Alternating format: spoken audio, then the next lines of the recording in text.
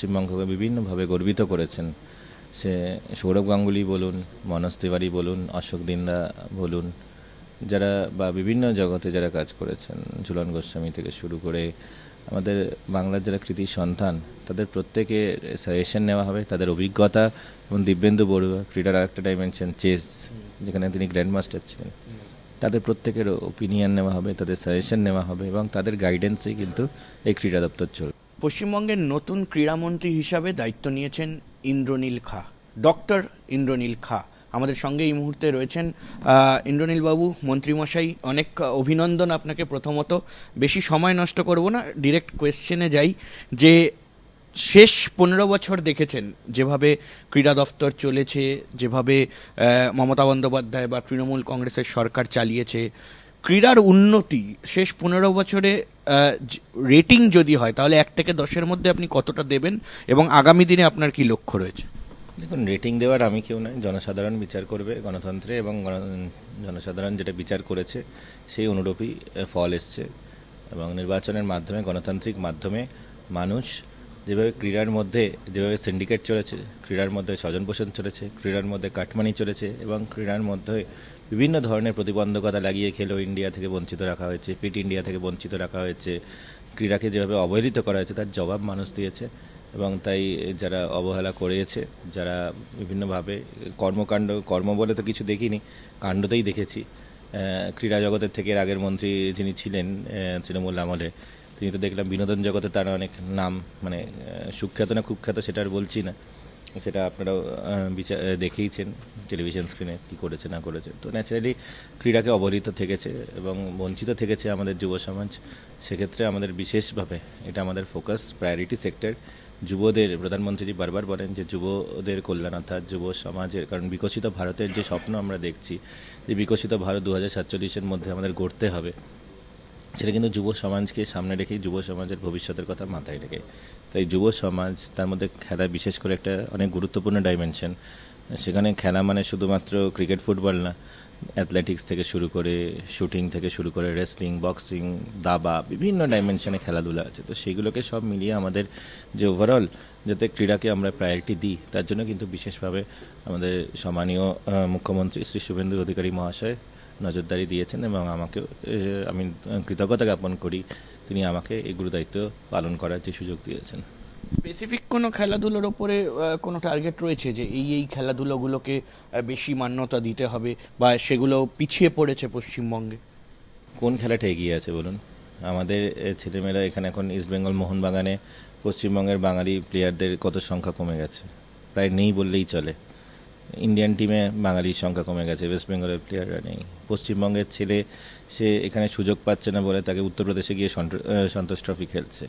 এই পরিস্থিতি আমাদের এখানে, যিনি টেবিল টেনিস চ্যাম্পিয়ন হচ্ছেন ভারতবর্ষ জুড়ে, যার নাম খ্যাতি, তিনি ত্রিপুরাতে গিয়ে খেলছেন। কেউ হকি খেলতে গেলে তাকে যেতে হচ্ছে উড়িষ্যা, কারণ পশ্চিমবঙ্গের না কোনো সুব্যবস্থা নেই এবং কোনোভাবে যে প্লেয়ারদেরকে সাপোর্ট তো করাই হয়নি, উল্টে বিভিন্ন ধরনের কাটমানি, সিন্ডিকেটের চক্করে পড়তে হয়েছে। তারপরে ন্যাচারালি পশ্চিমবঙ্গের যে যুব সমাজ, তাদেরকে বঞ্চিত রাখা হয়েছে, তাদেরকে পরিযায়ী বানানো হয়েছে, তাদের ওপর বিভিন্ন অত্যাচার চলেছে।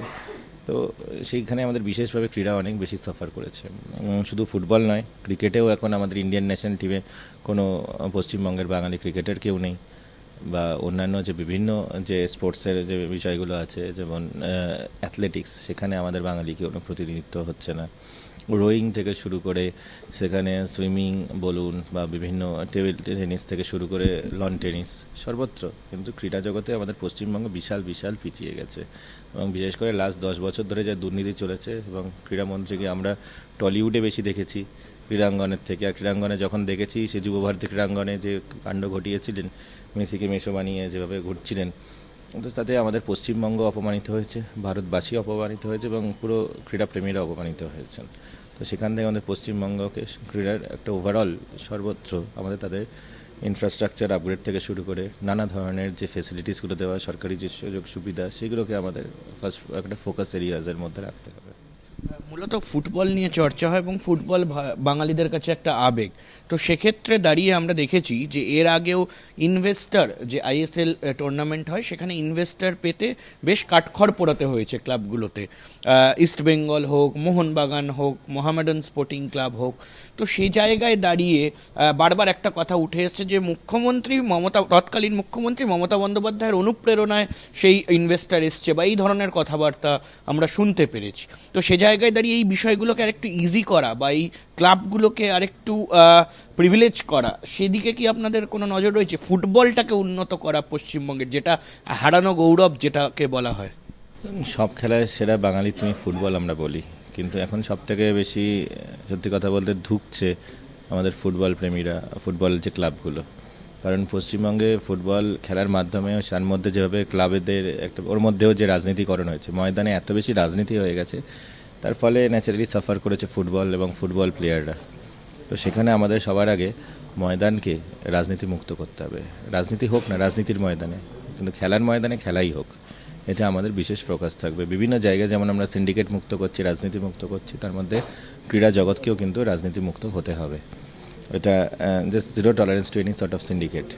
আর সাথে সাথে আপনারা বললেন যে মমতা বন্দ্যোপাধ্যায় অনুপ্রেরণায় আমাদের পশ্চিমবঙ্গ থেকে সমস্ত ইনভেস্টমেন্ট চলে গেছে, নতুন ইনভেস্টমেন্ট তো কিছু আসেনি, এবং তার ফলেও কিন্তু একটা বিশেষভাবে আমাদের ক্রীড়া জগতে তার এফেক্ট হয়েছে। বিভিন্ন যে ক্রীড়ার যে ক্লাবগুলো থাকে, বিভিন্ন স্পোর্টস টুর্নামেন্ট, সেখানে আমরা স্পন্সরশিপ পাচ্ছি না, কারণ এখানে পশ্চিমবঙ্গে কোনো ইনভেস্টর নেই, পশ্চিমবঙ্গে কোনো ইন্ডাস্ট্রি নেই, কোনো সিএসআর অ্যাক্টিভিটি স্পোর্টসে হচ্ছে না। এই জন্য পশ্চিমবঙ্গের ওভারঅল আজকে নতুন সরকার এসছে, ভয়ে আউট হয়ে ভরসাহীন হয়েছে, সেক্ষেত্রে আমাদের বিশেষ করে ক্রীড়া জগতেও তার কিন্তু আমরা সুফল পাবো। ডায়মন্ড হারবার এফসি নিয়ে কথা হয়, যেটা অভিষেক বন্দ্যোপাধ্যায়ের ক্লাব, এবং সেই নিয়ে দেখা যাচ্ছে যে কিছু দুর্নীতি বা অবৈধ বিষয় রয়েছে।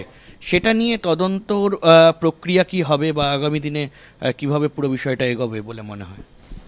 দেখুন, ডায়মন্ড হারবার এফসি, সেখানে নানা ধরনের ইরেগুলারিটিসের অভিযোগ জমা পড়েছে, এবং বিভিন্ন মানুষ অলরেডি আমার দায়িত্ব গ্রহণের পর কেউ মেল করতে শুরু করেছেন, কেউ দেখলাম বিভিন্নভাবে ইলিগ্যাল ম্যাচ এথিক্স অর্থাৎ স্পোর্টস এথিক্সকেও অনেক জায়গায় ভায়োলেট হয়েছে, অনেক জায়গায় জবরদখল হয়েছে। সেগুলোর প্রত্যেকটা অভিযোগ খতিয়ে দেখা হবে, ফাইল তো ওপেন হবেই। কোনোভাবে স্পোর্টসের সকলের জন্য ইকুয়াল অপরচুনিটিস হওয়ার কথা, কারোর জন্য হঠাৎ করে নানা ধরনের ফিনান্সিয়াল ইরেগুলারিটিস হচ্ছে কোনো একটা ক্লাবের নাম করে ম্যাচ এথিক্স ভায়োলেট হচ্ছে, সেগুলো তো ডেফিনেটলি তদন্ত হবে। মেসি কাণ্ড নিয়ে আমরা জানি যে বিভিন্ন প্রসঙ্গ উঠেছে। সে জায়গায় দাঁড়িয়ে প্রাক্তন ক্রীড়ামন্ত্রী যিনি ছিলেন, তিনি কোর্টে গিয়ে একটা রক্ষা কবচ নিলেন। কি মনে হয় যে আগামী দিনে তাহলে তাকে হাজিরা দিতে হবে না, বা তিনি এড়িয়ে যেতে পারবেন, নাকি যেরমভাবে প্রক্রিয়া এগোচ্ছে সেখানে অরূপ বিশ্বাসের বেশ চাপেই পড়তে হবে তাকে? এখন তো শাসকের আইন নেই, আইনের শাসন আছে পশ্চিমবঙ্গে। আর এটা শুভেন্দু অধিকারীর পুলিশ, মমতা বন্দ্যোপাধ্যায়ের পুলিশ না যে টেবিলের তলায় লুকিয়ে থাকবে। সুতরাং যারা নানাভাবে বিভিন্নভাবে স্পোর্টসকে কলুষিত করেছে, নানাভাবে দখলদারি তোলাবাজি করেছে, নানাভাবে সিন্ডিকেট চালিয়েছে, তাদের প্রত্যেকে আইনের আওতায় আসবে, এবং আইনের শাসন এখন পশ্চিমবঙ্গে, আইন অনুযায়ী যা করণীয় তাই হবে। মমতা বন্দ্যোপাধ্যায়ের ভাই স্বপন ব্যানার্জি, অর্থাৎ বাবুন ব্যানার্জি তার নাম, সে জায়গায় দাঁড়িয়ে তিনি বিশেষ কয়েকটি কমিটির সঙ্গে যুক্ত ছিলেন। তিনি সরকার পরিবর্তন হওয়ার পর বলছেন যে তিনি এই সরকারের সঙ্গে, ক্রীড়ামন্ত্রীর সঙ্গে কাজ করতে চান। কিভাবে আপনারা বিষয়টাকে দেখবেন? দেখুন, পশ্চিমবঙ্গের 10 কোটি মানুষের জন্যই কিন্তু পশ্চিমবঙ্গ সরকার আজকের দিনে। শুধুমাত্র এর আগে যেমন তৃণমূল কংগ্রেস বলতো শুধুমাত্র তৃণমূল কংগ্রেসের জন্য তাদের সরকার, তারাই চালাবে সরকার, আমাদের এই পশ্চিমবঙ্গ সরকার 10 কোটি মানুষের জন্য। যদি আমাদের ক্রীড়াবিদদের সুবিধার্থে এবং ক্রীড়াবিদদের এই যে পুরো মাঠ ময়দানকে রাজনীতি মুক্ত করতে কেউ এগিয়ে আসে, সিন্ডিকেট মুক্ত করতে কেউ এগিয়ে আসে, ফ্যামিলি পরিবারবাদ মুক্ত করতে কেউ যদি এগিয়ে আসে, নিশ্চয়ই তাদের সাজেশন আমরা নিশ্চয়ই শুনব। প্রাক্তন ক্রিকেটার মনোজ তিওয়ারি, তিনি ক্রীড়া প্রতিমন্ত্রী ছিলেন এর আগে, তিনিও অভিযোগ জানিয়েছেন এবং বলেছেন যে তাকে কাজ করতে দেওয়া হয়নি। তো সে জায়গায় যদি এই প্রাক্তন ক্রিকেটার বা প্রাক্তনরা যদি এই ক্রীড়ামন্ত্রী প্রতিমন্ত্রী ছিলেন, তারা যদি এগিয়ে এসে সাজেশন দেয়, তাহলে কি সরকার নেবে? দেখুন, যারা আমাদের ক্রীড়াবিদ এবং যারা আমাদের পশ্চিমবঙ্গের কৃতি সন্তান, যারা পশ্চিমবঙ্গকে বিভিন্নভাবে গর্বিত করেছেন, সে সৌরভ গাঙ্গুলি বলুন, মনোজ তিওয়ারি বলুন, অশোক দিন্দা বলুন, যারা বা বিভিন্ন জগতে যারা কাজ করেছেন, ঝুলন গোস্বামী থেকে শুরু করে আমাদের বাংলার যারা কৃতি সন্তান, তাদের প্রত্যেকের সাজেশন নেওয়া হবে, তাদের অভিজ্ঞতা। এবং দিব্যেন্দু বড়ুয়া, ক্রীড়ার আরেকটা ডাইমেনশন চেস, যেখানে তিনি গ্র্যান্ড মাস্টার ছিলেন, তাদের প্রত্যেকের ওপিনিয়ন নেওয়া হবে, তাদের সাজেশন নেওয়া হবে এবং তাদের গাইডেন্সেই কিন্তু এই ক্রীড়া দপ্তর চলবে। অর্থাৎ সৌরভ গঙ্গোপাধ্যায় আপনি যে নামটা বলছেন, তাকে নিয়ে অনেক ধরনের কটূক্তি আপনাদের দলের মধ্যে অনেক নেতারা করেছে, কিন্তু ক্রীড়া জগতে সৌরভ গঙ্গোপাধ্যায় একটা অন্যতম নক্ষত্র, একেবারে ওয়ার্ল্ড লেজেন্ড বলা হয় তাকে। তো সে জায়গায় দাঁড়িয়ে তাকে কতটা নিজের করে নেওয়া বা কতটা তাকে নিয়ে কাজ করা কোনো ইচ্ছে? ক্রীড়া জগতে যিনি একজন কৃতি সন্তান, তাদেরকে ডেফিনেটলি তাদের বিভিন্ন যে তাদের এক্সপিরিয়েন্সকে, তাদের এক্সপার্টাইজকে আমরা কাজে লাগাবো। এবার ক্রীড়া জগতে যিনি কৃতি, তাকে আমি যদি অন্য ডাইমেনশনে তাকে নিজের কোনো এক্সপার্টাইজকে আমরা ইউজ যদি না করি, তাহলে সেটা আমাদের পশ্চিমবঙ্গের ক্ষেত্রেও কিন্তু ক্ষতি হবে ক্রীড়া জগতের পক্ষে। শেষ প্রশ্ন, ঠিক যুব যারা রয়েছে, যারা ক্রীড়াক্ষেত্রে এগিয়ে যাচ্ছেন, তাদের জন্য আগামী 5 বছরের জন্য কি আশ্বাস দিচ্ছেন বা কি বার্তা দিবেন আপনি ক্রীড়ামন্ত্রী হিসাবে?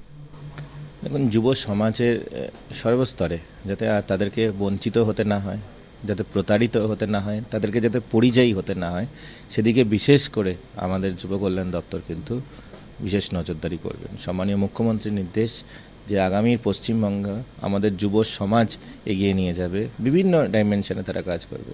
সেই শিক্ষা দপ্তর থেকে শুরু করে, ক্রীড়া দপ্তর থেকে শুরু করে বিভিন্ন ক্ষেত্রে যুবদেরকে এগিয়ে আসতে হবে এবং তার জন্য ইকুয়াল অপরচুনিটিস, ক্রীড়ার ক্ষেত্রে বিশেষ করে তাদের ইনফ্রাস্ট্রাকচার, স্পোর্টসের ইনফ্রাস্ট্রাকচার, গভর্নমেন্ট সাপোর্ট, তাদের নিউট্রিশনও একটা বিশেষ গুরুত্বপূর্ণ ভূমিকা পালন করে, সেগুলোর ওপর আমাদের বিশেষ নজরদারি হবে এবং বিভিন্ন যে কেন্দ্রীয় প্রকল্প আছে, খেলো ইন্ডিয়া, ফিট ইন্ডিয়া, যেগুলো থেকে বঞ্চিত থেকেছে আমাদের বর্তমান ক্রীড়াবিদরা, দীর্ঘদিন ধরে পশ্চিমবঙ্গকে তারা খেলো ইন্ডিয়াতে যেতে দেয়নি, তাদেরকে ফিট ইন্ডিয়াতে যেতে দেয়নি ক্রীড়াবিদদের। তো তাদেরকে আবার আমরা এখন ন্যাশনাল অ্যারেনাতে, ন্যাশনাল স্পোর্টিং অ্যারেনাতে নানা ধরনের যে সুযোগ সুবিধা সব কিছু আমাদের ছেলেমেয়েরা পাবে, তার সুব্যবস্থা খুব শীঘ্রই হবে।